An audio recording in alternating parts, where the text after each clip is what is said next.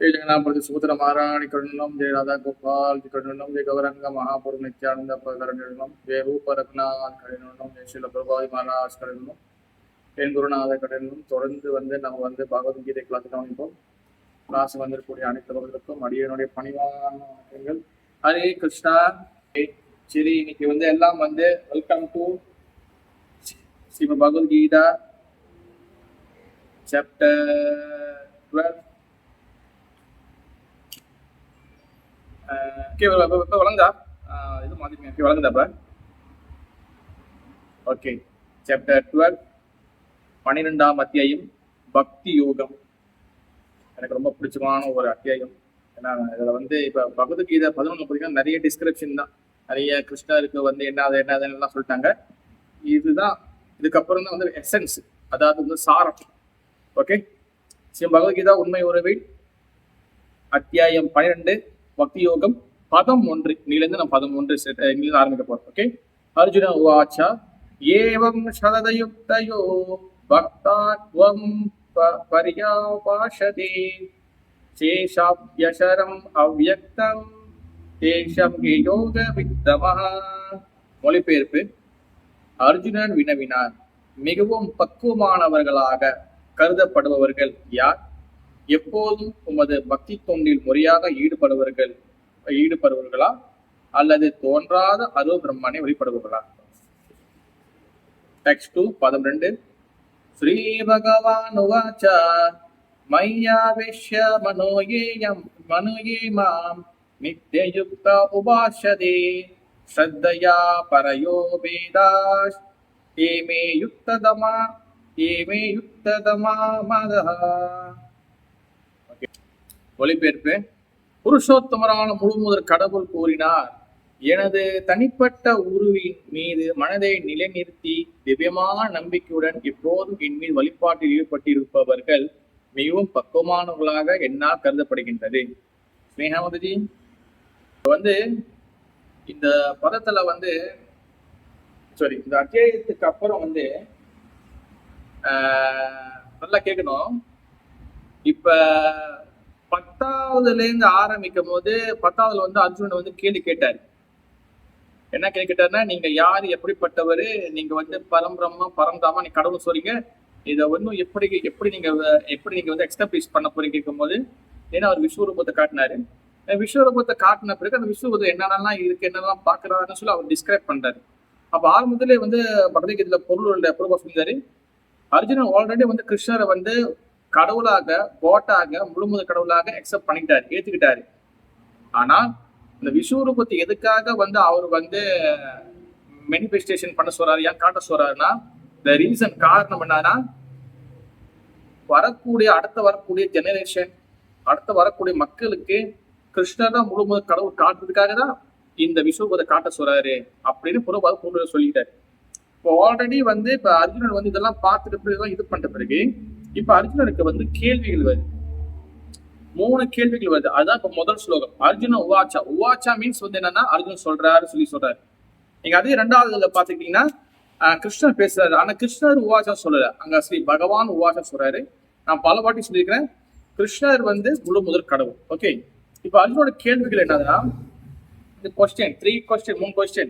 Okay.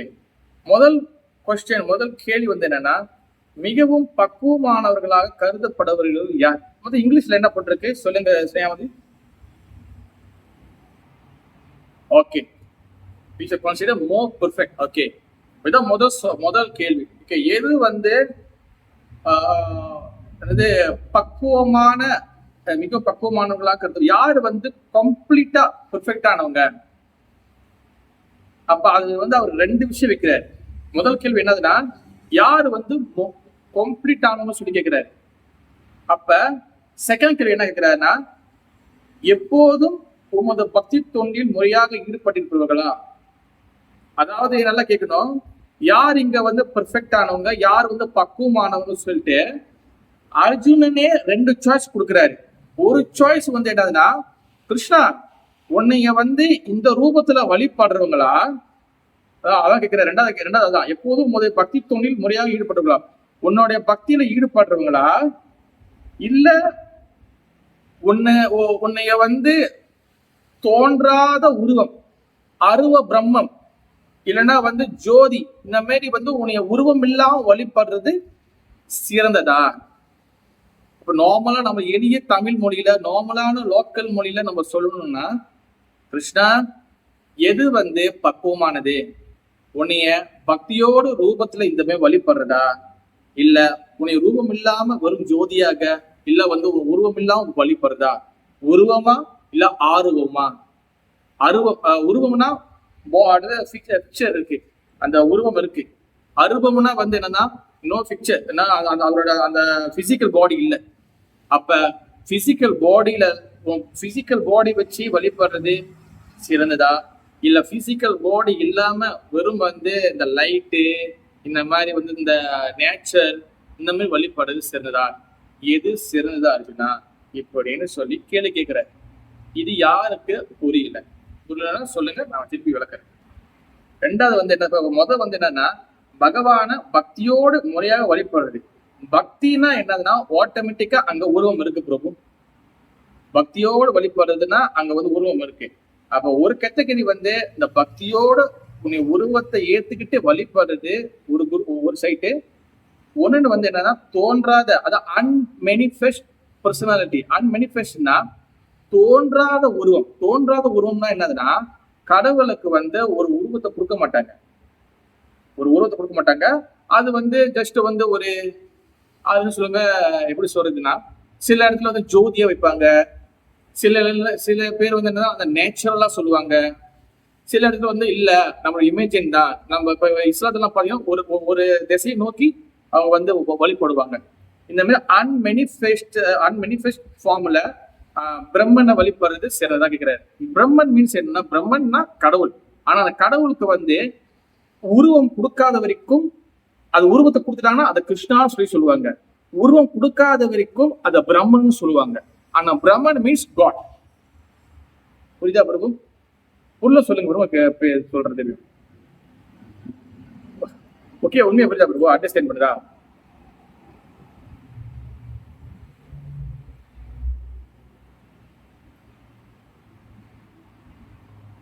ஆமா, அந்த உருவம் கொடுத்துட்டாங்கன்னா, உருவம் இருக்குன்னா அதுக்கு கிருஷ்ணா, கோவிந்தா, ராமா, நாராயண, நரசிங்கா அப்படி சொல்லி பேர் இருக்கு, பர்டிகுலரான பேர் இருக்கு.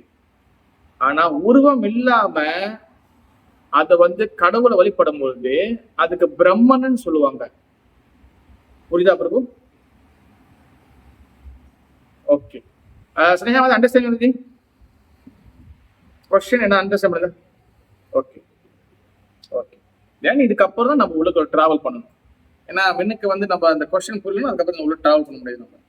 ஓகே, இப்ப நான் வந்து ரொம்ப டிஃபிகல்ட்டா போல இந்த இன்னைக்குள்ள கிளாஸுக்கு. ஏன்னா விஷயங்கள் நிறைய இருக்கு. ஆக்சுவலி வந்து ஒரு ஸ்லோகமே உனக்கு ஒரு கிளாஸே பத்தாது. பட் 2 ஸ்லோகம் எடுத்துருக்கிறதுனால நான் பூர்வபாதர் என்ன சொல்லியிருக்கிறாரோ அதை வந்து நான் வந்து இன்னொன்னா நான் விளக்கிட்டு போறேன் நான். ஓகே, அதுலயே நம்ம விஷயங்கள் பார்க்கலாம். ரொம்ப நான் டீப்பான தத்துக்குள்ளதான் நான் போல. முதல்ல என்னன்னு நம்ம அதை இது எல்லாத்தையும் நம்ம புரிஞ்சுக்குவோம். பிறகு போக போக போக போக அவங்க நிறைய சொல்லியிருக்கலாம். இதுல பூர்வபாதர் வந்து பொருளூர்ல என்ன சொல்லியிருக்கிறேன்னா, இந்த பொப்பட்ல நான் வந்து அப்படி நேரம் படிக்க மாட்டேன், நடுநடு நான் செலக்ட் பண்ணிருக்கேன், அது கூட நான் படிப்பேன். அதுல ஒரு இடத்துல சொல்றாரு, ஆன்மீகவாதிகள் பொதுவாக 2 பிரிவுகளாக பிரிக்கப்படலாம். அதாவது வந்து ஸ்பிரிச்சுவலிட்டினா வந்து நீங்க பாத்தீங்கன்னா காட் கான்சியஸ்னஸ், கடவுள் உணர்வு. இப்ப இத வந்து 2 வகையாக பிரிக்கப்படலாம், 2 கேட்டகரிக்காக பிரிக்கப்படலாம் சொல்லி புறப்பா சொல்றாரு. அதாவது அருவாதி ஒரு பிரிவினர், உருவத்தை வழிபடுவோர் மற்றொரு பிரிவி, உருவத்தை வழிபடுவோர் மற்றொரு பிரிவினர், உருவத்தை வழிபடும் பக்தன் தனது முழு சக்தி பரமபுருஷ சேவை தனி. ஓகே, அதாவது ஒரு கேட்டகரி வந்து பாத்துக்கிட்டீங்கன்னா பகவான் கடவுளை வந்து உருவத்தை வச்சு, அதாவது அவருக்கு வந்து பர்சனாலிட்டி இருக்கு, அவருக்கு உருவம் இருக்கு அப்படின்னு சொல்லி வழிபடுறவங்க. 2வது கேட்டகரி வந்து என்னதுன்னா, கடவுளுக்கு உருவம் இல்லை, கடவுளை வந்து நீங்க உங்க சொந்த கற்பனையால ஒரு உருவத்தை கொடுத்து நீங்க வந்து அந்த கடவுளை வந்து லிமிட்டட் பண்ணி வைக்காதீங்க. கடவுள் வந்து அன்லிமிட்டட், அவருக்கு எப்படி உருவம் இருக்க முடியும்? நம்ம வந்து மெட்டீரியல் பாடி, நம்ம வந்து மெட்டீரியல், நம்ம வந்து பௌதிகமானவங்க, இந்த ஹியூமன் பீங். ஆனா நீங்க எப்படி இந்த பௌதிகமான இந்த மனுஷ உருவமே எப்படி கடவுளுக்கும் இந்த மனுஷ உருவம் இருக்குன்னு சொல்லி இன்னொரு கேட்டகரி குரூப் வந்து ஆர்கியூ பண்ணுவாங்க. அண்டர்ஸ்டாண்ட்? அப்ப அந்த மாதிரி 2 டைப் குரூப் இருக்கிறாங்க. ஒருத்தவங்க கடவுளுக்கு உருவம் இருக்கு, இன்னொரு கேட்டகரி கடவுளுக்கு உருவம் இல்லை அப்படின்னு சொல்றாங்க. குருபாதர் என்ன சொல்றாரு, இன்னொன்னு, உருவத்தை வழிபடும் பக்தன் தனது முழு சக்தியுடன் பரமபுருஷன் சேவையில் தன்னை ஈடுபடுத்துகின்றான். இப்ப இந்த 2 பேரோட கேட்டகரிக்கும் உள்ள plus point and negative point சொல்றாரு. இந்த உருவத்தை வச்சு வழிபாடுங்களுடைய ஒரு என்ன சொல்றாங்க, ஒரு பிளஸ் பாயிண்ட் வந்து என்னதுன்னா, ஒரு நல்ல விஷயம் என்னதுன்னா, அவங்களுக்கு கடவுள் யாருன்னு சொல்லி டைரக்டா யாருன்னு சொல்லி தெரியும். அட் த சேம் டைம் அவங்க வந்து அந்த சேவையில ஈடுபட முடியும். ஏதாச்சும் ஒரு சேவை இருக்கும், இந்த சேவையில் ஈடுபட முடியும். இதுதான் வந்து என்னதுன்னா கடவுளுக்கு உருவம் இருக்கிறவங்களுடைய நிலை, அவங்களுடைய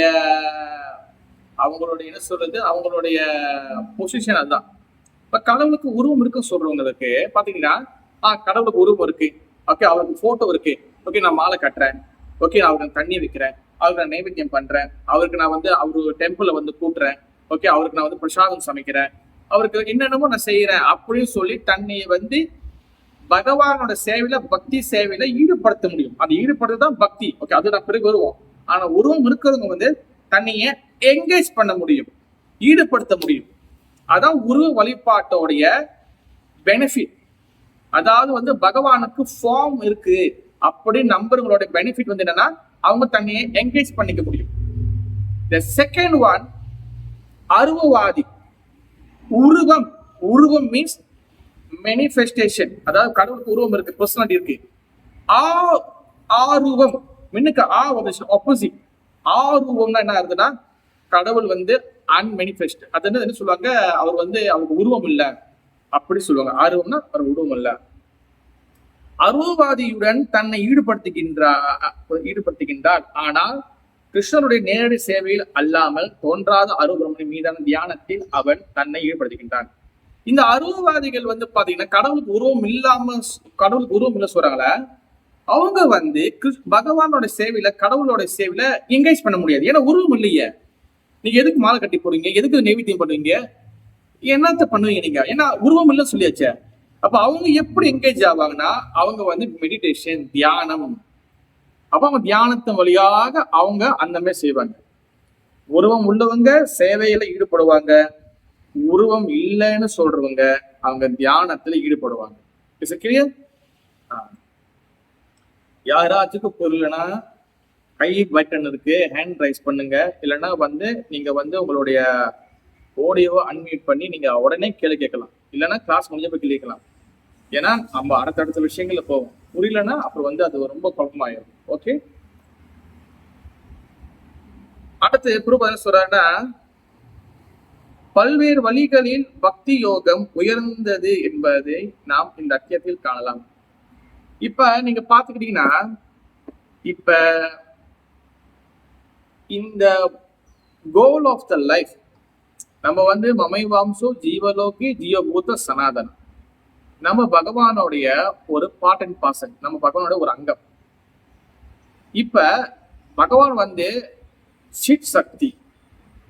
சிட் சக்தி மீன்ஸ் சிட்னா ஸ்பிரிச்சுவல் பொட்டன்சி, ஆன்மீக சக்தி. அதே பேர நம்மளும் வந்து சிட் சக்தி, நம்மளும் வந்து ஆன்மீக சக்தி. இப்ப பகவான் கிட்டே இருந்து நம்ம வந்து கிருஷ்ண போலி சே ஜீவா அனாதி பயிர்முக. இப்ப நம்ம பகவான் கிட்டே இருந்து நம்ம வந்து பிரிஞ்சு வந்திருக்கிறோம். அதனால நம்ம வந்து இந்த ஆன்மீக சக்தியாக, இந்த சிட் சக்தியாக இருக்கக்கூடிய இந்த ஆத்மா சிட் சக்தி, ஸ்பிரிச்சுவல் பொட்டன்சி. ஓகே, இந்த ஆத்மா என்ன ஆகுதுன்னா, அது பகவான் கிட்ட இருந்து பிரிஞ்சு வந்திருக்கிறதுனால so many miseries, so many டிஸ்ட்ரெஸ்ல இருக்கு இந்த ஆத்மா. இந்த பாடிக்குள்ள இருந்துகிட்டு சோ மெனி டிஸ்ட்ரெஸ்ல இருக்கு, கஷ்டங்கள் அனுபவிக்குது, துன்பங்கள் அனுபவிக்குது. அப்ப இந்த ஆத்மா full of knowledge, full of spirituality and full of the blissful. இந்த ஆத்மா வந்து அறிவானது, ஆனந்தமானது, பிறகு வந்து ஆன்மீகமயமானது. ஆனா ஏன் இந்த அழகா இந்த அறிவானது, இந்த என்ன சொல்றது, ஆன்மீகமயமானது, ஆனந்தமான இந்த ஆத்மா, இவ்வளவு குவாலிட்டி இருக்கக்கூடிய ஆத்மா அது ஏன் கஷ்டப்படுதுன்னா பகவானை விட்டு பிரிஞ்சு வந்திருக்கிறதுனால கஷ்டப்படுது. இப்ப இந்த ஆத்மாவுடைய உண்மையான குவாலிட்டிக்குள்ள, தன்மைக்குள்ள அந்த ஆத்மா திருப்பி வரணும்னா அந்த ஆத்மா பரமாத்மா கூட கனெக்ட் பண்ணணும். இந்த ஆத்மா பரமாத்மா கூட கனெக்ட் பண்ணணும். இந்த கனெக்ட் பண்ணும் போதுதான் இந்த ஆத்மாக்கு திருப்பியும் வந்து அந்த full of knowledge, full of the blissful, then full of the spirituality, முழுமையான ஞானம், அப்புறம் ஆன்மீகமயமான அந்த சக்தி, பிறகு ஆனந்தம் திருப்பியும் வந்து அந்த ஆத்மா கிடைக்கும். இப்போ உதாரணத்துக்கு ஒரு மிஷின், இது பொறுப்பாக இப்போ சொல்லுவாரு, ஒரு மிஷின் இருக்கு வச்சுங்களேன். அந்த மிஷின் வந்து பார்த்தீங்கன்னா அதுல பல சிஸ்டம்லாம் போட்டிருப்பாங்க, மோட்டார் போட்டிருப்பாங்க, பம்பு போட்டிருப்பாங்க, இந்த மாதிரி நிறைய ஒரு மிஷினா அதுல நிறைய விஷயங்கள் இருக்கும். அப்ப அதுல வந்து பாத்தீங்கன்னா அந்த மிஷின்ல எல்லா இடத்துலயும் ஸ்க்ரூ கட்டியிருப்பாங்க, எல்லா இடத்துலயும் ஸ்க்ரூ போட்டிருப்பாங்க. அப்ப அந்த மிஷின் வந்து ஓட ஆரம்பிக்கும் போது அந்த அந்த அந்த ஸ்க்ரூ வந்து அந்த மிஷின்ல இருக்கும்போது அந்த ஸ்க்ரூக்கு வந்து ஒரு என்ன சொல்லுவாங்க, ஒரு பவர் இருக்கு. ஏன்னா அந்த ஸ்க்ரூ வந்து அந்த மிஷினோட அட்டாச்ல இருக்கு. அப்ப அந்த ஸ்க்ரூக்கு வந்து வேல்யூ இருக்கு, மதிப்பு இருக்கு. இப்ப அந்த ஸ்க்ரூ வந்து கலண்டி கீழே விழுந்து இங்க காணா போச்சுன்னா, அந்த மிஷின்ல இருந்து பிரிஞ்சு வந்துருச்சுன்னா அந்த ஸ்க்ரூக்கு வந்து வேல்யூ இல்லை, மதிப்பு இல்லை. அதுக்கப்புறம் வேற ஸ்க்ரூ போட்டு போயிட்டே இருப்பாங்க. அப்ப நம்மளுக்கு எப்ப பகவானோட கனெக்ட்ல இருக்கிறோமோ அப்போதான் நம்மளுக்கு வந்து வேல்யூ. வாசுதேவம் சர்வமேதி சாமாத்ம சுதுர்லபா. ரொம்ப ரொம்ப ரொம்ப ரொம்ப குறைவான ஆத்மாக்கள் மட்டும்தான் பகவான் கிருஷ்ணர் கடவுள், நான் அவரோட சேவகன், நான் அவரோட சேவையில் இருக்கணும்னு சொல்லி கனெக்ட் பண்ணுவாங்க. இப்ப நம்ம இந்த ஜீவாத்மா பகவான் கூட கனெக்ட் பண்ணணும். அப்பதான் வந்து நமக்கு எல்லா பிரச்சனைக்கும் சொல்யூஷன் கிடைக்கும். த ரூட் காஸ் வந்து என்னதுன்னா ஃபார் மிசரிஸ், நம்ம திரும்ப போறதுக்கு முக்கியமான காரணம் வந்து என்னன்னா நம்ம பகவானை விட்டு பிரிந்து வந்து விட்டோம்.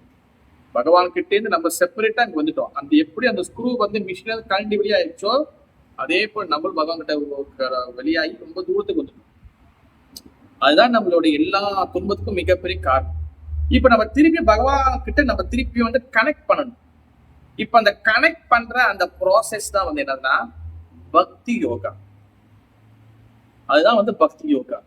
இப்ப இந்த பக்தி யோகாக்கு வர்றதுக்கு முன்னாடி இப்ப முதல்ல நம்ம பார்த்த மாதிரி இந்த ஸ்பிரிச்சுவல் கூட ரெண்டு வகை இருக்கு, ரெண்டு வே இருக்கு. ஒண்ணு பகவானுக்கு வந்து பக்தி செய்யறது, ஒண்ணு பகவானுக்கு உருவம் இல்ல தியானம் செய்யறது. இப்ப பகவான் கூட கனெக்ட் பண்ணணும், கடவுள் கூட கனெக்ட் பண்ணணும், அந்த ஸ்பிரிச்சுவலுக்குள்ள வந்துட்ட பிறகு இப்ப நம்ம வந்து தியானம் ப்ராசஸ் எடுக்கிறோம் வச்சுக்கங்களேன். அது தியானத்துக்குள்ள போகும். தியானம் வந்து இருக்குது ஆனா இல்லைன்னு இல்லை. ஆனா பிறகு அது என்ன ஆகும், தியானம் வந்து போய் போய் போய் போய் கிடைச்சா போய் என்ன ஆகும், அது கிடைச்சா வந்து கம்ப்ளீட் ஆகாம திருப்பியும் நம்ம வந்து இங்க வந்து அடுத்த பிறவி நெக்ஸ்ட் பர்த் எடுக்கணும். ஆனா இன்டெலிஜென்ட் பர்சன் பக்தி யோகா பக்தி யோகா பக்தி யோகா தானே பக்தியே பக்தியே கிருஷ்ணநாம பக்தியே ஸ்மரண கிரந்தனா. சாரி, அந்த ஸ்லோகம் ரொம்ப நாள் ஆச்சு, வந்துட்டேன். பக்தி யோக பக்தி யோகதனா பக்தியே கிருஷ்ணநாம பக்தியே கிருஷ்ணநாம வரும். அதாவது வந்து என்னன்னா இந்த பக்தி யோக தனா மீன்ஸ் என்னன்னா இந்த பக்தி யோகம் தான் வந்து பாத்தீங்கன்னா நம்மளுக்கு வந்து ஒரு த்ரெஷர் மாதிரி, ஒரு என்ன சொல்லுவாங்க, அமுல் என்ன சொல்லுவாங்க தக்ஷரு, ஒரு பொக்கிஷம் மாதிரி. இந்த பக்தி யோகம் ரொம்ப ரொம்ப பொக்கிஷமா, இது எல்லாருக்கும் கிடைக்காது பக்தி. அந்த பக்தியே எங்க இருக்குன்னா கிருஷ்ண நாம சாண்டிங், ஹரே கிருஷ்ணா கிருஷ்ணா கிருஷ்ணா ஹரே ஹரே, ஹரே ராம ராம ராம ஹரே ஹரே. பக்தி யோக தனா, பக்தியே கிருஷ்ணநாம, பக்தியே உடன் வரும், அந்த கிருஷ்ணநாமம் வரும். பக்தியே கிருஷ்ணநாம ஸ்மரண கிரந்தனா. எஸ், பக்தி யோக தனா, பக்தியே கிருஷ்ணநாம ஸ்மரண கிரந்தனா. அந்த பக்தி வந்து என்னதுன்னா கிருஷ்ண நாமத்துல இருக்கு. அந்த கிருஷ்ண நாம சொல்லும் போது ஸ்மரண, பகவான் நினைக்கிறோம். கிருஷ்ணன் நாமத்தை, ஹரே கிருஷ்ணன் நாம சொல்லும் போது பகவான் நினைக்கிறோம். ஸ்மரணனா நினைக்கிறது, ஸ்மரண கிரந்தனா அந்த பகவான் நினைக்க நம்மளுக்கு வந்து கண்ணீர் ஏற்படும். இது வந்து உயர்தரமான ஸ்டேஜ். அப்ப நம்ம பகவானை அடையணும்னா உருவ வழிபாடா இல்ல அருவ வழிபாடா பாத்தீங்கன்னா உருவ வழிபாடே சிறந்தது. ஏன்னா அந்த உருவ வழிபாடுல வந்தாதான் அதுலதான் வந்து பக்தி என்ற விஷயம் இருக்கு, டிவோஷன் அங்கதான் இருக்கு. யோகா ப்ராசஸ்ல பக்தி கிடையாது, அது ஓன்லி மெடிடேஷன் தான். பக்தினா என்ன அர்த்தம்னா நம்மளை பகவானோடைய ஆக்டிவிட்டியில ஈடுபடுத்தி வைக்கிறது, எங்கேஜ் ஆக்குறது, அதான் பக்தி. பக்தின்னு எடுத்துட்டு அது கூட டாபிக் நிறைய இருக்கு. இன்னும் சீரியஸா பேசுனா ஒன்னும் டீப்பா நம்ம போலாம். பட் நம்ம வந்து என்னென்ன பேசிக்கா புரிஞ்சுக்குவோம். தென் அடுத்தடுத்து நம்ம ஸ்லோகம் வரும்போது நம்ம ஒண்ணு நம்ம வந்து பார்க்கலாம். ஓகே, அப்ப பக்தியில வந்து வரவங்க தான் வந்து அந்த பாதையை செலக்ட் பண்றவங்க, அந்த பாத்தை செலக்ட் பண்றவங்க தான் வந்து வெரி வெரி இன்டெலிஜென்ட் பெர்சன். அப்ப அந்த பக்தி வந்து என்ன ஆகுதுன்னா அது பக்தியில வந்து என்ன ரொம்ப முக்கியம்னா பக்தியே கிருஷ்ண நாம, ஹரே கிருஷ்ணா கிருஷ்ண கிருஷ்ண ஹரி ஹரி ஹரி ராம ராம ராம ஹரி. கிருஷ்ண நாம அது சொல்ல சொல்ல சொல்ல கிருஷ்ணோட ஸ்மரணம், அவருடைய ரிமெம்பரன்ஸ் வரும். அவரோட ரிமெம்பரன்ஸ் அது நம்மளுக்கு வந்து கண்டினியூஸா வர வர வர தேன் கிருஷ்ண விட்டு நம்ம வந்து பிரிஞ்சு இருக்கிறோம், அந்த ஏக்கம் ஏற்படும். அதுதான் வந்து பக்தியில வந்து உயர்தரமான நிலை. தென் நம்ம இந்த உடலை விட்ட பிறகு ஆஃப்டர் டெத் நம்ம வந்து பகவானோட லோகத்துக்கு போறதுக்கு நிறைய நிறைய நிறைய வாய்ப்பு இருக்கு. அதனாலதான் பக்தி பாதை சேர்ந்து.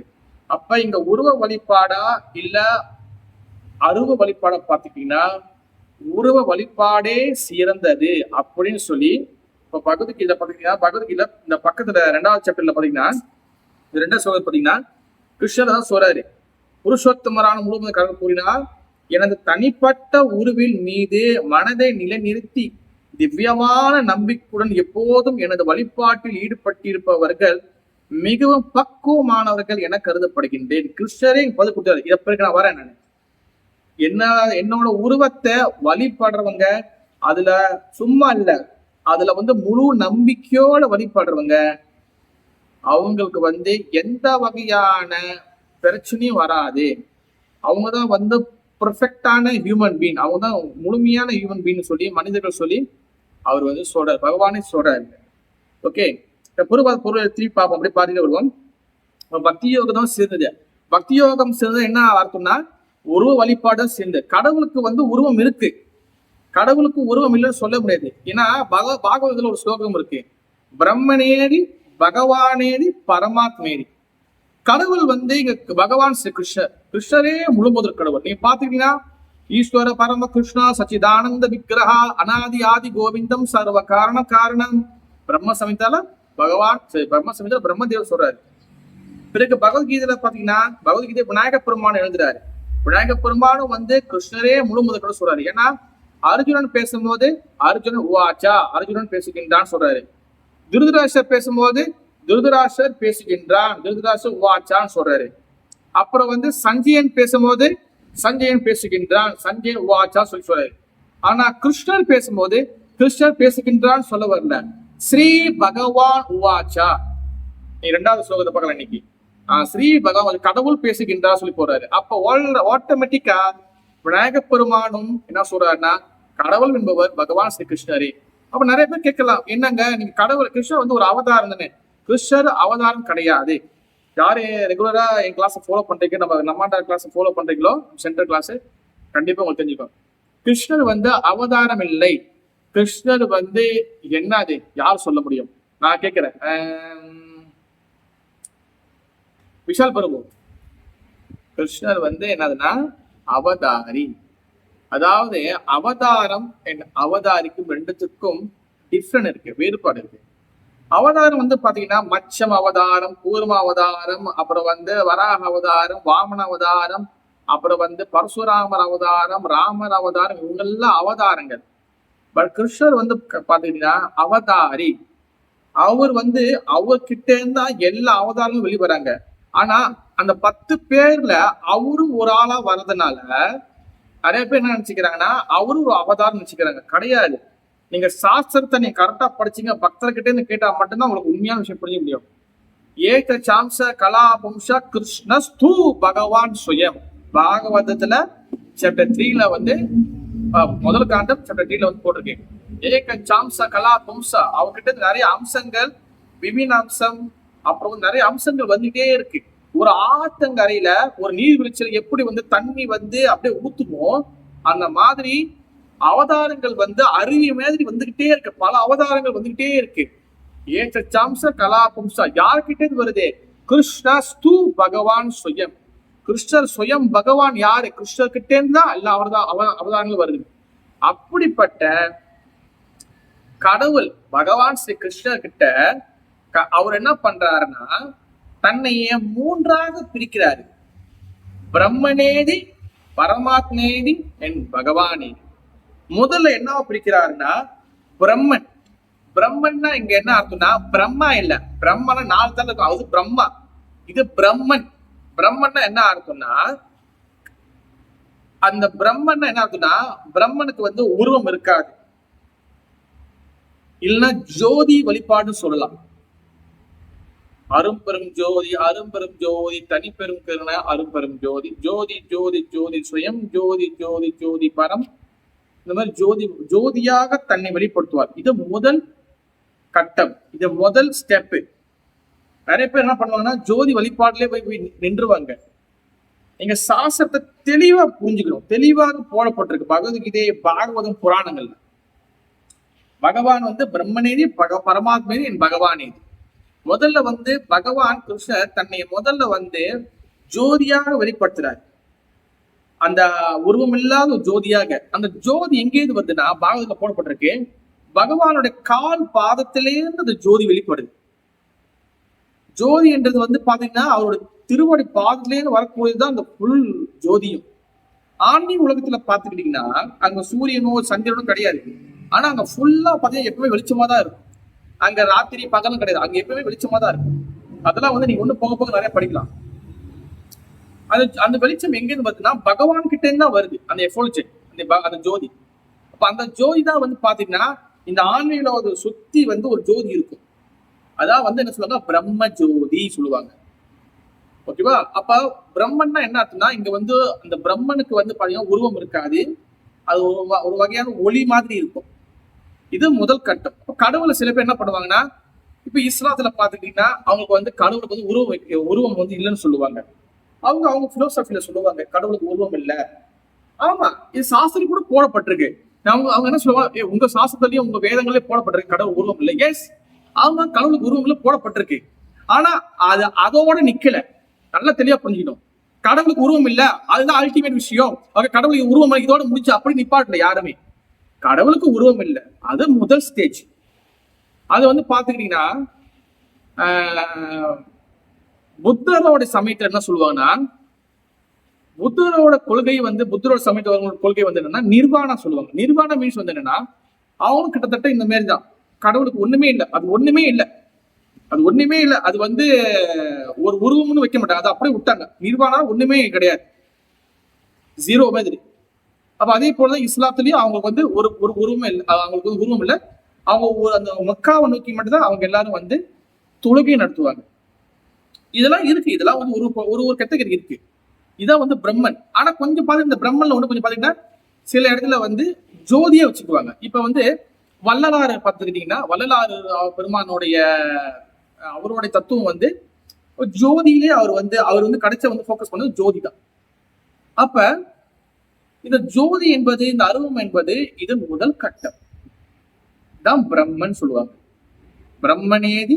ரெண்டாவது வந்து என்ன, பரமாத்மேதி. ரெண்டாவது கட்டம் வந்துன்னா கிருஷ்ணர், பகவான் ஸ்ரீ கிருஷ்ணர் என்ன பண்றாருன்னா அடுத்த கட்டத்தை தன்னை வெளிப்படுத்துறாரு. எப்படின்னா பரமாத்மா.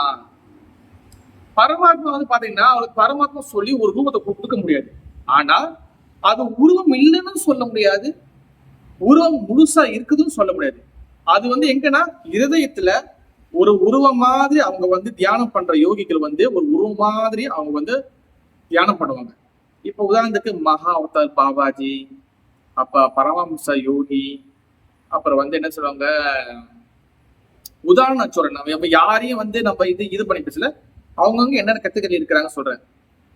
அப்போ நிறைய வந்து இந்த யோகத்துல ஈடுபடுறவங்க வந்து கடவுளுக்கு உருவம் இல்லை அப்படின்னு சொல்ல மாட்டாங்க. உருவம் இருக்கு, ஆனா அது பரமாத்மாவாக முழுசான ரூபமா கிடையாது, முழுமையான ரூபம் கிடையாது. அப்போ அவங்க என்ன பண்ணுவாங்க, அந்த ரூபத்தை வந்து அந்த வழிபாட்டில் இருக்கிறவங்க தியான ப்ரோசஸ் எடுப்பாங்க, தியானம் என்ற ப்ரோசஸ் எடுப்பாங்க. இப்ப அருவம் சொன்னல, பிரம்மன் சொல்லல, பிரம்மன் வந்து என்ன பண்ணுவாங்கன்னா அவங்களும் வழிபடுவாங்க. ஆனா அவங்க வந்து கிட்டத்தட்ட வந்து தியானத்தை முழுசா எடுப்பாங்களா இல்லைன்னு தெரியல எனக்கு. ஆனா தியானத்தை ரொம்ப வர மாட்டாங்க. ஆனா அவங்க வந்து ஒரு ஜோதி வழிபாடு, ஒரு ஏதாச்சும் ஒரு ஒரு ஒரு ஒரு ஒரு ஒரு இடத்த நோக்கி அவங்க வழிபடுவாங்க. பரமாத்மா வழிபாடு பார்த்துக்கிட்டீங்கன்னா அவங்க வந்து தியானம் ப்ரோசஸ கையில் எடுப்பாங்க, தியானத்துல வருவாங்க. அப்போ அவங்க தியானத்துல அப்போ அவங்க மெடிடேஷன் பண்ணி அந்த பரமாத்மா வழிபடுவாங்க. பரமாத்மா நல்லா கேட்கணும். பரமாத்மாவுக்கு வந்து உருவம் இல்லைன்னு சொல்ல முடியாது, உருவம் இருக்குன்னு சொல்ல முடியாது. இப்ப சிவலிங்கம் எடுத்துக்கங்க, அது சிவலிங்கம் பேசணும்னா தனியா நம்ம ஒரு டாபிக் பேசணும். சிவபெருமான் இருக்கின்றார், சிவபெருமானுடைய உருவமா இருக்கக்கூடிய சிவலிங்கமும் இருக்கு. அடுத்து வந்து சிவபெருமானை வந்து ஜோதியாகவும் பார்ப்பாங்க. கிட்டத்தட்ட அந்த சிவலிங்கத்துக்கு வந்து பாத்துட்டீங்கன்னா சிவபெருமான உருவம் இருக்குன்னு சொல்ல முடியாது, ஆனா அதே சமயத்துல உருவம் இல்லைன்னு சொல்ல முடியாது. அது வந்து ரெண்டு மிக்ஸ் பண்ண மாதிரி நடுத்தரத்துல இருக்கும். இதுதான் வந்து தியானத்தோட ப்ராசஸ். ஓகே, அடுத்து வந்து பிரம்மனேதி, பரமாத்மேதி, என் பகவானேதி. மூணாவது வந்து பகவான் என்ன காட்டுறாருன்னா முழுமையாக தன்னையே அவர் வெளிப்படுத்துறாரு.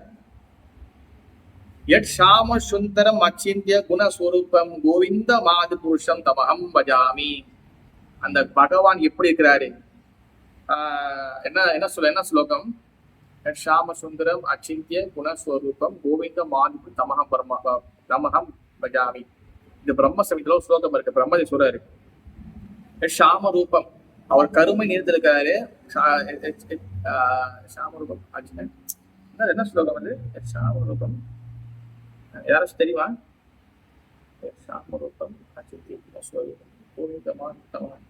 முதல் அடினா வரும் ஒரு ஸ்லோகம், முதல் வழி லைன் வரும். நவ யௌவனம் சொல்லுவான். அதாவது கிருஷ்ணர் வந்து அது என்னன்னு சொல்லி அதுல சொல்றாங்க, கடவுள் யாருன்னு. அவர் வந்து நவ யௌவனம்னா எப்பவுமே பார்க்க இளமையா இருப்பாரு. அப்ப அவர் வந்து மஞ்சக்கல் உடைய போட்டிருக்கிறாரு. அது யாரு? கோவிந்த மாதி பூஷன் தமஹம் பஜாமி. டேரக்டா கடவுள் யாருன்னு பின் பாயிண்ட் பண்ணி இவர் தான் கடவுள்னு சொல்லி தெளிவாக சொல்லப்படுது. ஆனா மக்களாகி நம்ம என்ன பண்றோம், இந்த வேதங்களுடைய, கீதையுடைய, பாகவத்தோடைய முழு சாரத்தை படிக்காம அங்க கொஞ்சம் இங்க கொஞ்சம் படிக்கும் பொழுது நம்ம வந்து சில பேர் வந்து ஜோதி வழிபாடுல, சில பேர் பரமாத்மா தியான வழிபாடுல, சில பேர் கடவுள் இல்லைன்னு சொல்லி அல்லது நாஸ்திகத்தனமாக போறது, இந்த மாதிரி பல கேட்டகரியில மக்கள் போறாங்க. ஆனா பகவான் நீங்க எல்லாம் பாத்தீங்கன்னா இந்த 2வது சாப்டர்ல, 2வது அத்தியாயத்துல, 2வது ஸ்லோகத்துல 12வது அத்தியாயம் என்ன சொல்றாருன்னா, ஸ்ரீ பகவான் உவாச்சா மையே வேஷ்யா மனோயே மாம் நித்திய யுக்தா உபாஷதே ஸ்ரத்தையா பரயோவதஷ் தேமே யுக்தமா மதஹா. அதாவது எனது தனிப்பட்ட உறவில், எனதுன்னா கிருஷ்ணர் என்ன சொல்றேன், கிருஷ்ணர் சொல்ற என்னோட தனிப்பட்ட உறவில் மீது மனதை நிலைநிறுத்தி என் மீது கிருஷ்ணர் மீது யார மனசை வைக்கிறாங்களோ, முழு மனசை வைக்கிறாங்களோ, அடுத்து சொல்றாரு, திவ்யமான நம்பிக்கையுடன் எப்போதும் என்ற வழிபாட்டில் ஈடுபட்டிருப்பவர்கள், நம்பிக்கையோடு என்னோட பக்தியில ஈடுபடுறவங்க மிகவும் பக்குவமானவர்களாக என்னால் கருதப்படுகின்றது. நான் அவங்கள பெர்ஃபெக்டான ஹியூமன் பீயிங் சொல்றேன், அவங்க முழுமையான ஹியூமன் பீயிங் சொல்றேன். Very good Harikrishna. பிரம்ம சமிதால ஒரு நிமிஷம், பிரம்ம சமிதால பாத்தீங்கன்னா, அத்வைதம் அச்சுதம் அனாதி அனந்த ரூபம் ஆத்தியம் புராண புருஷனவ எவ்வளம்ஷ வேதேஷு துர்லம் ஆதுலம் ஆக்கும் போது கோவிந்த மாதிரி தமகம் பஜாமி. எஸ், அதாவது என்னன்னா, பகவான் யாருன்னு சொல்லி பிரம்ம சமிதம் சொல்லப்படுது. அத்வைதம், அத்வைதம் என்ன அர்த்தம்னா, துவைனா என்னதான் ரெண்டு, அத்வைதனா ஒண்ணுதான், கடவுள் என்பது ஒண்ணு.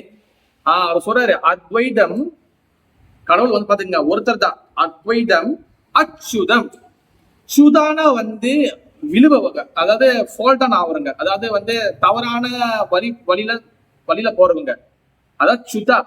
ஆச்சுதான என்ன அர்த்தம்னா, தவறான வழியில அவங்களுக்கு எப்பவுமே தோல்வியே கிடையாது. அப்ப கடவுள் என்பவர் யாருன்னா அத்வைதம் ஒருத்தர் தான். அச்சுதம், அவருக்கு தோல்வி கிடையாது. அத்வைதம் அச்சுதம். அனாதி, அனாதினா ஸ்டார்டிங் இல்ல அவருக்கு, அனாதினா ஸ்டார்டிங் இல்ல, அனாதி அனந்த ரூபம். அவரோட உருவம் எப்படி இருக்கும்னா ஆனந்தமான ரூபமா இருக்கும். ஆனந்தம், அவர் பார்க்கும் போது நமக்கு ஆனந்தம் ஏற்படும். ஆனந்த ரூபம். ஆத்தியம் புராண புருஷம். புராண புருஷம்னா அவர் ரொம்ப ரொம்ப பழமையானவர், ரொம்ப ரொம்ப பழமையானவர். அவர் இந்த உலகம், இந்த பிரபஞ்சம் ஆரம்பிக்கிறதுக்கு முன்னாடி இருக்கிறாரு. எல்லா ஜீவாத்மாவும் தொடர்கிறதுக்கு முன்னிலேருந்து இருக்கிறாரு. அதான் புராண புருஷம். ஆனா நவ யௌவனம் பார்க்கறதுக்கு எப்போதுமே அவர் எப்பவுமே 16 வயசு இளம் பையனாக தான் இருப்பாரு. பார்க்க எப்பவுமே யங்கா தான் இருப்பாரு, இளமையாவே தான் இருப்பாரு. ஆனா அந்த மாதிரி அந்த கடவுளை வேதேஷு துர்லபம் ஆதுர்லபம், அதாவது வேதேஷு துர்லபம், வேதங்களால படிச்சு புரிஞ்சு கொள்ள முடியாது. ஆனா ஆதுர்லபம்னா என்னன்னா, யாரால புரிஞ்சுக்க முடியும்னா ஆத்ம பக்தோ, யாரு பக்தி பாதையில வராங்களோ அவங்க பகவானை யாரு ஈஸியா புரிஞ்சுக்க முடியும். ஆனா வேதங்களை படிச்சு பெரிய பெரிய புராணம் படிச்சவங்களுக்கு அவங்க டைரக்டா கடவுள் யாருன்னு புரிஞ்சுக்க முடியாது. ஆனா பக்தனாக இருக்கிறவங்களுக்கு ரொம்ப ஈஸியா புரியும். அந்த அந்த கடவுள் யாரு? கோவிந்த மாதி புருஷம் தமகம் பஜாமி. அந்த கடவுள் யாருன்னா கோவிந்தன். கோவிந்தன் யாரு?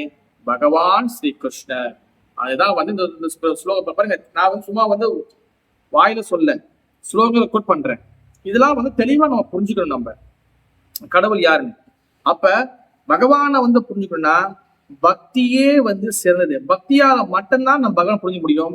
வெறும் பெரிய புக்கு படிக்கிறேன், நான் அந்த சாஸ்திரம் படிக்கிறேன், இது படிக்கிறேன், அது படிக்கிறேன், இது படிக்கிறேன், இதை வச்சு நம்ம கடவுளை உணர முடியாது, கடவுளை புரிஞ்சுக்க முடியாது.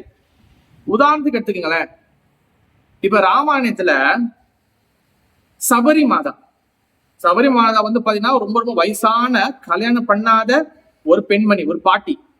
அவங்க இளம் வயசா இருக்கும் போது தன் குருநாதர் என்ன சொல்லுவார்னா, நீ இங்க ஒரு குடிசை கட்டி ராமர் இந்த சைட்டு வருவாரு, நீ வெயிட் பண்ணி, கண்டிப்பா வருவாரு.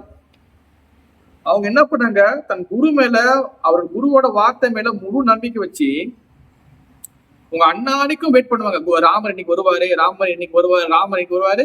அவங்க என்ன பண்ணுவாங்க, எல்லா பழத்தையும் பிச்சு பிச்சு பிச்சு பிச்சு பிச்சு அந்த பழத்தெல்லாம் சாப்பிட்டு பார்த்து, இந்த பழம் நல்லா இருக்கா, நல்லா இருக்க பழத்தெல்லாம் ஒரு டப்பால போட்டு வச்சிருப்பாங்க. அந்த மாதிரி அவங்க அண்ணாடி வெயிட் பண்ணுவாங்க. ஆனா ஒரு நாள் கூட குருவோடைய வார்த்தை மீது சந்தேகம் வரல. என்ன குருநாதர் சொல்லிட்டாரு, ராமர் வருவார், வரமாட்டேன், இவ்வளவு நாள் ஆச்சு வரமாட்டாருன்னு அவங்க சந்தேகமே இல்லை. அவங்க வயசு ஆயிடுச்சு. அப்ப ராமாயணம் நடக்கும் போது அந்த சைட்டு சபரி மாதா வீட்டுக்கு ராமர் லக்ஷ்மணன் வருவாங்க. அவங்களுக்கு பாத்துக்கிட்டீங்கன்னா அவங்க பாத்தீங்கன்னா அவங்களுக்கு ஞானம், அந்த சொல்லுவாங்க, அவங்களுக்கு வேதம் படிச்ச ஞானம் கிடையாது, பெரிய பெரிய புராணங்களை படிச்ச ஞானம் கிடையாது. ஆனா குருவோடைய வார்த்தை மேல அந்த பக்தியோட அவங்க இருந்தனால பகவானை நேரா பார்க்கக்கூடிய அந்த தன்மை கிடைச்சிச்சு. அதான் சொல்றாங்க, வேதேஷு துர்லபம், வேதங்களை படிச்ச கூட புரியாது, துர்லபம். யாருக்கு ரொம்ப ஈஸியா போகுதுன்னா ஆத்ம பக்து, பக்தர்களுக்கு மட்டும்தான் இது ரொம்ப ஈஸியானது. அதனாலதான் பக்தி பாதைக்குள்ள வரணும். நீங்க பக்தி பாதைக்குள்ள வருதுன்னா தியானத்தை செஞ்சு பக்தி சேர சொல்ல முடியாது. தியானத்துக்கும் பக்திக்கும் துளியும் சம்பந்தம் கிடையாது. பக்தி வேற, தியானம் வேற. உருவ வழிபாட்டை எடுத்துக்கிட்டவங்க பக்தியில ரொம்ப ஈஸியா வர முடியும். அருவம், இந்த ஜோதி வழிபாடு, பரமாத்மா வழிபாடுல வரவங்களுக்கு அவங்க பக்தி எடுத்துக்கொள்ளே முடியாது. அவங்க பக்தி சுத்தமா வரவே வராது. பக்தி அவங்கள வரவே வராது. அதனாலதான் பொருள் சொல்றாரு, பரமபுருஷரை பக்தி தொண்டில் மூலமாக நேரடியாக வழிபடுவோர் உருவவாதிகள் எனப்படுவர். அருவ பிரம்மனின் மீதான தியானத்தில் தன்னை ஈடுபடுபவர் அருவவாதிகள் எனப்படுவர். அதான் பக்தியில ஈடுபடுறவங்க பகவானை டைரக்டா பார்க்க முடியும், அவங்க ரொம்ப ஈஸியா அடைஞ்சிட முடியும். ஆனா பக்தியில் அந்த அருவத்துல வழிபடுறவங்க, பகவானுக்கு கடவுளுக்கு உருவம் இல்லைன்னு சொல்றவங்க, அவங்க பக்தி வழிபட முடியாது. அது என்ன சொல்றாருன்னா,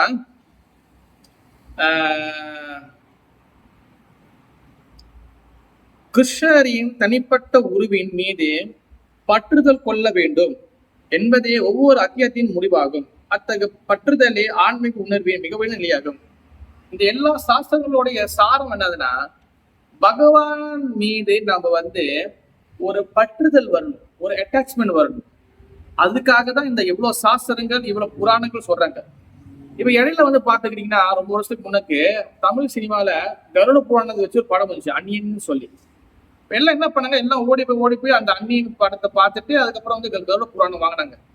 கருட புராணம் ஸ்டாக்கே இல்லைன்னு சொன்ன காலகட்டம், எல்லா கருட புராணம் முடிஞ்சிருச்சு. அதுல இந்த தப்பு செஞ்சா இந்த தண்டனை கிடைக்கும், இந்த தப்பு செஞ்சா தண்டனை கிடைக்கும் போட்டிருக்கு. ஆமா, இந்த தப்பு செஞ்சா இந்த தண்டனை கண்டிப்பா கிடைக்கும். மொத்தம் 22 28 நரகங்கள் இருக்கு. அந்த நரகத்தெல்லாம் எப்படி ஆத்மாவை இழுத்துட்டு போறாங்க, இதெல்லாம் பாகவதம் தெளிவா போடப்பட்டிருக்கு. ஆனா இப்ப நம்ம அந்த தண்டனைக்கு உண்டான கருட புராணத்தை படிச்சு பயப்படுறது புத்திசாலித்தனமா, இல்ல இந்த செஞ்ச தப்புக்கு எல்லாத்துக்கும் நிவர்த்தி, அதாவது ஒரு சொல்லுவாங்க பிராயச்சித்தம் தேடி பகவான வழிபாட்டுக்குள்ள வருது புத்திசாலித்தனமா? நம்ம பாத்துக்கிட்டீங்கன்னா, செஞ்சு முடிஞ்சுதான் ஏதோ விட்டுடணும்.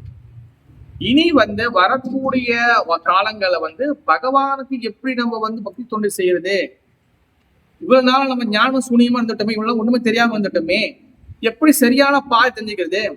புக்ல என்ன போட்டிருக்கு அதை பத்தி நம்ம தெரிஞ்சுக்கணும். சும்மா எல்லாத்தையும் கண்மூடித்தனமா நம்ப கூடவே கூடாது. அவங்க சொல்றாங்க, இவங்க யூடியூப்ல பேசுறாங்க, அவங்க சொல்றாங்க, ஆதாரங்களோட பேசு. இப்ப நான் பாருங்க, பகவத்கீதையில போட்டிருக்கு, ஸ்லோகங்கள் சொல்லப்பட்டிருக்கு, பிறகு நான் மத்த ஸ்லோகங்கள் கோட் பண்றேன். அதாவது ஆச்சாரியர்கள் எல்லாம் சொல்லி கொடுத்துருக்காங்க, அது வரையும் நம்ம பேசுறோம். அப்ப நீ என்ன சும்மா சொல்றியா? நீ உங்க மனசு பேசுறியா? இல்லையே, பாகவத போட்டிருக்கு, புக்ல போட்டிருக்கு, இங்க போட்டு சாசனம் போட்டிருக்கு, அதுக்குள்ள எவிடன்ஸ் இருக்கு. பகவானுக்கு உருவம் இருக்கு, பகவானுக்கு உருவம் இருக்குது, அதை காட்டிட்டு போயிருக்கிறாரு. ஆந்திரால நினைக்கிறேன், உடுப்பி கிருஷ்ணர் ஆந்திரா தானே பிரபு? எதுபதி பிரபு? உடுப்பி கிருஷ்ணன் ஆந்திரா தானே? இல்ல, Karnataka. Okay bro, thank you bro. உடுப்பியில கிருஷ்ணன் இருக்காரு, கர்நாடகால கிருஷ்ணன் இருக்கிறார். இது எல்லாமே கடவுளுக்கு எப்படி உருவம் இருக்குன்னு சொல்லி காட்டுறதுக்காக. அப்போ உடுப்பியில பாத்தீங்கன்னா இந்த கிருஷ்ணன், நான் பலவாடி சொல்லியிருக்காரு, உடுப்பியில கிருஷ்ணர் ரொம்ப அழகா இருப்பாரு, இவ்வளவு பெருசா நான் நினைக்கிறேன். அப்ப அந்த கோயில் பாத்தீங்கன்னா அன்னாடிக்கு வழிபாடுகள் நிறைய நடக்கும். நான் ஷார்ட்டா முடிச்சிடுறேன். அப்ப அந்த வழிபாடுகள் நல்லா நடக்கும் பொழுது தாழ்ந்த குலத்துல பிறந்தவங்க அந்த கோயிலுக்குள்ள போயிட்டு வழிபாட முடியாது. அதாவது கீழ் ஜாதியில பிறந்தவங்க கோயிலுக்குள்ள கோயில பகவான் நேரடி வர முடியாது. அவங்க எல்லாம் கோயிலுக்கு பின் சைடு தான் நிக்கணும். அதுல கனகதாசன் சொல்லி ஒரு பக்தர், ரொம்ப தூய்மையான பக்தர். அன்னாடிக்கும் அந்த கிருஷ்ணன் கிட்ட பார்த்தோம்னா, கிருஷ்ணா கோவிந்தா, உன்னை நான் பார்க்க முடியாதா, உங்க உருவத்தை நான் பார்க்க முடியாது. அப்போ ஒரு நாள் ஃபங்க்ஷன் நடக்குது, ஒரு பெரிய ஃபங்க்ஷன் நடக்குது. அப்ப இவங்க எல்லாம் கீழ் ஜாதிக்காரங்க, நீங்க எல்லாம் போய் அங்க நில்லுங்கன்னு சொல்லிட்டு எல்லாத்தையும் வாட்டிடுறாங்க. எல்லாமே அந்த பின்னாடி நிக்கிறாங்க, அந்த சைடுல நிக்கிறாங்க. அப்ப அவர் மனமுருகி அந்த கனகதாசர், பக்தர் கனகதாசர் சொல்லுவாங்க, நீங்க தட்டி பாருங்க இன்டர்நெட்ல, அந்த கதை அப்படியே வரும். அந்த பக்தர் கனகதாசன் என்ன பண்ணுவாரு, அவர் மனமுருகி அவர் பகவான் கிட்ட பார்த்து பாடல்கள் பாடுவாரு. கிருஷ்ணா, உன்னை நான் உங்க உருவத்தை பார்க்க முடியலையேன்னு சொல்லி. நீங்க அதை என்ன நடக்கும்னா, இப்படி இப்ப கிருஷ்ணன் இப்படி பாக்குற வச்சுங்களேன். கிருஷ்ணன் இப்படி பாக்குற, இதான் மூலஸ்தானம். இப்ப கிருஷ்ணன் இப்படி பாக்குறாரு.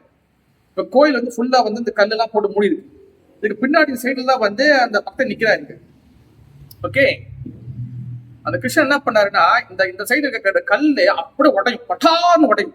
உடஞ்சிட்டு இந்த கிருஷ்ணரு 180 டிகிரி அப்படியே இப்படி திரும்புவார். இப்படி திரும்பி அவர் வந்து அந்த காட்சி கொடுப்பாரு. இந்த கனகதாசம் இந்த கோயில பார்த்து எல்லாம் அலறிடுவாங்க.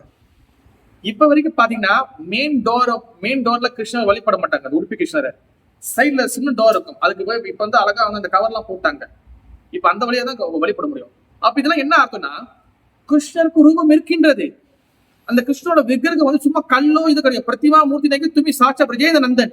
நான் வந்து கல்லோ மண்ணோ கட்டை கிடையாது. என்னோட உருவம் வந்து சாட்சாத் நான் தான் பிரஜேத நந்தன். நான் கிருஷ்ணர், நான் அந்த ரூபத்துல இருக்கிறேன். ஏன் பகவான் கிருஷ்ணர் வந்து ரூபத்தை கொடுக்குறாரு, ஏன் கடவுள் வந்து ரூபத்தை கொடுக்குறாருன்னா, ரூபம் இருந்தாதான் நம்ம அவருக்கு சேவை செய்ய முடியும். அந்த சேவை செய்யற மனப்பான்மை வரும். அப்ப டேரக்டா கிருஷ்ணர் வந்து எப்போதும் வந்து நிக்க மாட்டாரு, பகவான் நிக்க மாட்டாரு.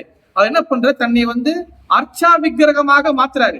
அர்ச்சா விக்கிரகம்னா என்னதுன்னா, கடவுளை வந்து நம்ம வந்து சிலைன்னு சொல்ல மாட்டோம். சிலை வந்து காந்தி சிலை, அண்ணா சிலை, கருணாநிதி சிலை, அம்மை ஜெயலலிதாவோட சிலை, அதான் சிலை சொல்லுவோம். கடவுளோடுக்கு வந்து நம்ம சிலை சொல்லக்கூடாது, அது மிகப்பெரிய அபராதம். கடவுளுக்கு வந்து நம்ம பகவானுக்கு என்ன சொல்லணும், விக்கிரகம் சொல்லணும். அர்ச்சா விக்கிரகம் இல்ல விக்கிரகம் சொல்லணும். அப்ப விக்கிரகம் வந்து பாத்துக்கிட்டீங்கன்னா அது வந்து சாட்சாத் பகவான தான் அது விக்கிரகமாக இது பண்றது. அதனால கோயில்ல வந்து அந்த விக்கிரகத்தை வந்து சாட்சாத் கடவுளா நினைச்சு அது வந்து அலங்காரம் பண்றது, நைவேத்தியம் பண்றது, அவங்களுக்கு உடை உடுத்துறது, இந்த மாதிரி செய்யறாங்க. அப்ப அந்த உருவத்தின் மூலியமாக என்ன நடக்குதுன்னா, அந்த அர்ச்சா விக்கிரகத்துக்கு மூலியமா என்ன நடக்குது, நம்ம சேவைகளை ஈடுபடுறோம். அப்ப சேவைகளை செய்ய செய்ய செய்ய செய்ய செய்ய செய்ய நம்ம மனசு வந்து மனசுல அழுக்கெல்லாம் வெளியாகி மனது பக்குவமாகி நம்ம வந்து பகவானோடைய அந்த பக்தி பாதையில நம்ம முன்னேற முடியும். அதுதான் வந்து நம்மளோட அல்டிமேட் கோல். நம்ம பகவானோட எப்படியாச்சும் அட்டாச் ஆகணும். அதான் இங்க பூர்வா சொல்றாரு, கிருஷ்ணரின் தனிப்பட்ட உருவில் மீது பற்றுதல் கொள்ள வேண்டும் என்பதே ஒவ்வொரு அத்தியாயத்தின் முடிவாகும். அத்தகைய பற்றுதலே ஆன்மீக உருவின் மிக உயர்ந்த நிலையாகும். பகவான அட்டாச் ஆகணும், அதுதான் நம்மளுடைய அல்டிமேட் கோல். இப்ப உருவம் இல்லைன்னா நீங்க எப்படி அட்டாச் ஆவீங்க, எப்படி பகவான் கூட தொடர்பு கொள்வீங்க, எதுவுமே சொல்லி நீங்க இமேஜின் பண்ணுவீங்க. இப்ப உதாரணத்துக்கு நான் யாரும் தவிர சொல்ல வரல, உதாரணத்துக்கு வச்சுக்கீங்களா, இப்ப இஸ்லாத்துல எடுத்துக்கீங்க, சும்மா உதாரணத்துக்கு சொல்றேன், இல்ல உருவ வழிபாடு அவங்களோட இது சொல்றேன் நான். இப்ப நம்மளுக்கு உருவம் இருக்குதுனால நம்மளுக்கு நிறைய திருவிழா இருக்கு. உருவம் இல்லாதவங்களுக்கு அவங்க என்னத்தையும் சொல்லி திருவிழா கொண்டு விடுவாங்க. ஓகேவா? இப்ப நம்மளுக்கு உருவம் இருக்கு, நம்ம மாலை கட்டி போறோம், அவங்க யாருக்கு மாலை கட்டுவாங்க, அப்ப பூவே யூஸ் பண்ண மாட்டாங்க. அடுத்து நம்ம அவங்களுக்கு ஆராதனை செய்யறோம், இவங்க யாருக்குன்னு ஆராதனை செய்வாங்க, யாருக்கும் ஆராதனை செய்ய முடியாது. அதனால வந்து அந்த என்கேஜ்மெண்ட் இருக்காது. அப்ப உருவ வழிபாட்டுல நிறைய அந்த அமிர்தம் கிடைக்கும், அந்த டேஸ்ட் கிடைக்கும், அந்த நெக்டார் இருக்கும், அந்த அமிர்தம் கிடைக்கும், அந்த ஃபீல் இருக்கும். நாம சங்கீதம் பாடுறோம், ஆடுறோம், நம்ம வந்து பகவான் நாம சொல்றோம், பகவானை பார்க்கிறோம், தர்ஷனம் எடுக்கிறோம். நம்ம கூப்பிட அன்னைக்கு போட பாருங்க ராதா மாதவாவோட. அப்ப அந்த என்கேஜ்மெண்ட், அந்த அட்டாச்மெண்ட் இருக்கும். உருவ வழிபாடு இல்லைன்னா அது வெறும் வந்து டிரை தான், அப்படியே ஒரு காஞ்சி போன மாதிரி, ஒரு காஞ்சி போன நிலம் மாதிரி, அதாவது ரொம்ப டிரை ஆயிரும். அதனாலதான் வந்து உருவ வழிபாடே சிறந்தது. ஏன்னா அந்த உருவ வழிபாட்டுலதான் பக்தி இருக்கின்றது. அப்புறம் என்ன சொல்றேன், அடுத்து இந்த இரு வழிகளில் எது எளிமையானது என்பதையும் இங்கு வகுப்பினரின் யார் மிகவும் பக்குவமானவர் என்பதையும் தனது கேள்விகள் மூலம் தெளிவுபடுத்தது. அர்ஜுனன் கேட்கிற கேள்வி எதுக்காகனா, இதுல யாரு வந்து பக்குவமானவங்க அப்படி சொல்றதுதான் இந்த கேள்வி கேட்கிறாரு. அவர் பக்குவமானவங்க யாருன்னா, பகவானை உருவமாக வச்சு வழிபாடுவங்க பக்குவமானவங்க. ஏன்னா அது ரொம்ப ரொம்ப ஈஸியான வழி. ஒரு உருவம் இருக்கு, நம்ம அது மேல போக்கஸ் பண்றோம். இப்போ உருவம் இல்லைன்னா நம்ம வந்து என்னென்னமோலாம் இமேஜின் பண்ணுவோம். மனம் வந்து மனம் வந்து பல நோக்கங்கள்ல போகும். அப்ப உருவம்னு சொல்லி ஒரு ஆப்ஜெக்ட் இருந்துச்சுன்னா, ஒரு ஆப்ஜெக்ட்னா என்ன சொல்லுவாங்க, ஒரு உருவம் இருந்துச்சுன்னா நம்ம அதுல போக்கஸ் பண்ண முடியும். ஏன்னா கலியுகத்துல மனதை கண்ட்ரோல் பண்றது ரொம்ப ரொம்ப ரொம்ப ரொம்ப டேஞ்சரஸ். அதனாலதான் பகவான் வழிபாடு சிறந்த வழிபாடு. சிறந்த வழிபாடு. அடுத்து சொல்றாங்கன்னா, கிருஷ்ணனுடைய தனிப்பட்ட உருவில் பற்றுதல் கொள்ள அர்ஜுன் தனது சொந்த நிலையை தெளிவுபடுத்துவீங்க. ஓகே, அது ஓகே. ஜட உலகில் சரி, பரமபுருஷனே ஆன்மீக உலகில் சரி, அருவ தோட்டத்தின் மீது தியானம் செய்வது. ஓகே, இந்த 2வது அத்தியாயத்துல அதுல பொருள் ஒண்ணு சொல்ற. 2வது ஸ்லோகத்துல, தூய பக்தன் சதா சர்வ காலமும் செயலில் ஈடுபட்டுள்ளான். பக்தன் வந்து பகவானோட பகவானோட சேவையில எப்போ 24 ஹவர்ஸ் இருக்கிறாங்க, அவர் லிஸ்ட் போறாரு பாருங்க. சில நேரங்களில் அவன் ஜெபம் செய்கின்றான், பகவான நாம சொல்றாங்க, ஹரே கிருஷ்ணா கிருஷ்ண கிருஷ்ண ஹரே ஹரே, ஹரி ராம ராம ராம ஹரே. அதுவும் ஒரு வகையான சேவை, அதுவும் ஒரு வகையான சொல்றது, அதுவும் ஒரு வகையான செயல். ஏன்னா பகவான் உருவம் இருக்கும்போது நம்ம வந்து எல்லா வகையான சேவை ஈடுபட முடியும். அப்ப சில நேரங்கள் நாமம் சொல்றாங்க, ஆனால் சில நேரங்களில் கிருஷ்ணரை பற்றி நூல்களை படிக்கவோ கேட்கவோ செய்கின்றனர். சில சமயம் நம்ம படிக்கிறோம், நம்ம கிளாஸ் கேட்கிறோம், அந்த மாதிரி நம்ம எங்கேஜ் ஆக முடியும். சில நேரங்களில் பிரசாதம் சமைக்கின்றார்கள், நம்ம வந்து பகவானுக்காக சமைக்கிறோம். சில நேரங்களில் கிருஷ்ணனுக்காக ஏதேனும் வாங்குவதற்கு சந்தைக்கு செய்யறாங்க. பகவானுக்கு பொருட்கள் வாங்க நம்ம வந்து சந்தைக்கு போறோம், அதெல்லாம் ஒரு வகையான ஆக்டிவிட்டி தான். சில நேரங்களில் கிருஷ்ணனுக்காக ஏதேனும் வாங்க, சில நேரங்களில் ஆலயத்தை தூய்மை செய்கின்றன, நம்ம டெம்பிளை வந்து சுத்தம் பண்றாங்க, பாத்திரங்களை கழுவுகின்றனர், பாத்திரங்களை கழுவுறாங்க, போட்ஸ் எல்லாம் இருக்குல்ல, சாப்பிட்டது அப்புறம் பகவான் சமைச்சது இதெல்லாம் கழுவுறாங்க. இவ்வாறாக அவன் எதையும் செய்தாலும் சரி, அவன் எந்த சேவை செய்தாலும் சரி, தனது செயல்களை கிருஷ்ணருக்கு அர்ப்பணிக்காமல் நொடி பொழுதும் கழிப்பதில்லை. அவன் எப்போதும் வந்து கிருஷ்ணருக்கு சேவையில ஈடுபடாம ஒரு பொழுதும் இருக்கிறது, அதாவது ஏதாவது சேவையில அவங்க ஈடுபட்டுட்டே இருக்கிறாங்க. இத்தகைய செயல் பூர்ண சமாதி இருப்பதாகும். இது வந்துதான் இதான் வந்து பூர்ண சமாதி. சமாதியா என்ன நினைச்சு சொல்றாங்கன்னா, சமாதினா வந்து தியானம் சமாதி ஆகுது இல்ல. சமாதினுக்கு உண்மையான அர்த்தம் என்னன்னா, எப்போதும் இந்த மூளையில இந்த மனசுல கிருஷ்ணர் எப்போதும் குடிக்கொண்டிருப்பார், அவரோட சிந்தனையிலேயே நம்ம இருப்போம். அதான் சமாதி, ஒரே போக்கஸ், அதான் சமாதின்னு அர்த்தம். அப்ப இந்த மாதிரி நம்ம எங்கேஜ் ஆக நம்ம பகவானுடைய சிந்தனையிலேருந்து நம்ம வெளியாக மாட்டோம். அப்ப பகவானோட சிந்தனையிலேருந்து வெளியாக கூடாதுன்னா, நம்மளுக்கு ஆன்மீகம் 2 பாதை இருக்கின்றது. இந்த கன்க்ளூஷன் வந்து என்னன்னா, 2 பாதை இருக்கிறது. ஒரு பாதை வந்து உருவ வழிபாடு, இன்னொரு வழிபாடு என்னன்னா உருவம் இல்லாத அருவ வழிபாடு. அப்ப எது சிறந்ததுன்னா உருவ வழிபாடு தான் சிறந்தது. ஏன் சிறந்ததுன்னா அதுதான் பக்தி இருக்கு. ஆனா அருவ வழிபாடுல யோகா தியானம் இருக்கின்றது. யோகா தியானம் வந்து ஒரு கட்டத்துக்கு அப்புறம் அது வந்து நம்ம வந்து பகவானை போய் அடைய முடியாது, அது ஜோதியிலே நின்று போய்விடும்.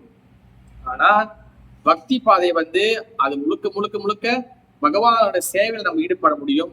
ஏன்னா அதுல வந்து டேஸ்ட் கிடைக்கும் நம்மளுக்கு. அந்த மாதிரி நம்ம பகவானுடைய அந்த உருவ வழிபாட்டை பக்தியை நம்ம செஞ்சோம்னா நம்ம வந்து ஒரு முழுமையான பக்குவமான ஒரு பக்தனாக ஆக முடியும் அப்படின்னு சொல்லி பகவான் இங்க சொல்றாரு. அதனால இந்த லாஸ்ட் கன்க்ளூஷன் வந்து என்னதுன்னா, அந்த கடவுளை அடையிறதுக்கு ஆன்மீக பாதை சிறந்தது. அது என்ன பாதைனா பகவானை வந்து உருவ வழிபாட்டுல வழிபடுறது தான் மிகவும் சிறந்தது. ஒரு என்னதான் ஹரே கிருஷ்ணா. जय श्री भगवद गीता की जय, जय श्री राधा गोपाल जी की जय, जगन्नाथ सुंदर महाराज की जय, शीला प्रभुपाद महाराज की जय, गौर ब्रह्मानंद हरि हरि बोल।